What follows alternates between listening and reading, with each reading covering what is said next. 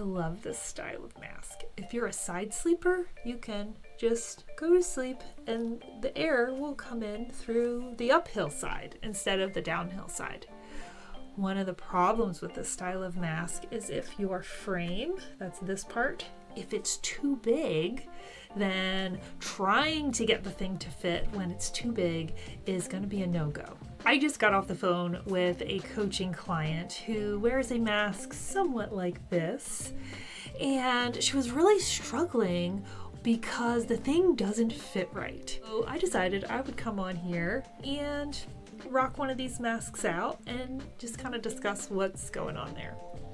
It's very easy to just be handed a mask and you get it home and you're like, what do I do with this thing? It can also be very easy to try and push and pull and tug and jerry-rig it to try and get it to work. And not only is it not going to work, it's going to make you frustrated and it's probably going to hurt your face. So without further ado, I want to show you a couple of mask options. Now this one I know is too big, but I'm going to put it on and show you why. So if this is you, you can go, aha, I know what to do. And when I'm putting a mask on, I always want to start with planting it on my face where I want it to be. There's only a couple options where that's not really the best way to put it on, but for most of them, that is the best way. So I'm going to put this on my face where I want it to be. I'm going to pull it around, and then I'm going to hook it in. And because I can't see for nothing without my glasses, I'm going to put my glasses back on.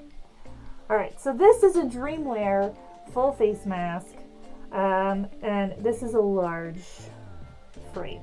And as you can see, it does not fit me.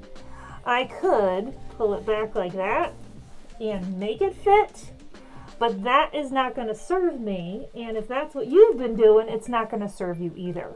So what we really need is a frame that is a little bit shorter. This comes in small, medium, and large. And so let's just assume we had the right size frame, which we don't. It would look something like this. And you'd notice that the frame comes between my eye and my ear, and it's just right up and down. And we also have, if it fit correctly, we'd have good nose coverage there. But of course we don't. So something to be aware of. If the frame is too big, it's not going to sit right. Now, let's look at one where the frame is not too big, so you have an idea. And these are just some sample masks that I have. This one is a nasal mask. As you can see, that one, it's not sagging, right? It's fitting, it's right like it's supposed to be between my eye and my ear. And most importantly, it's not pushing my nose up.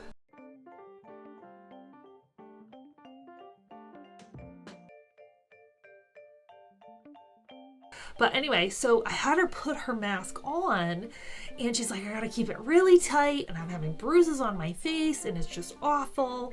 And we were able to look at a little bit of data for her, and I noticed that, yeah, there's a significant amount of leak showing up on the little bit of data that we can see, but her mask doesn't fit like this. Her mask, she has to have this part pulled the whole way back. And then as you can see, we are pushing on our nose here.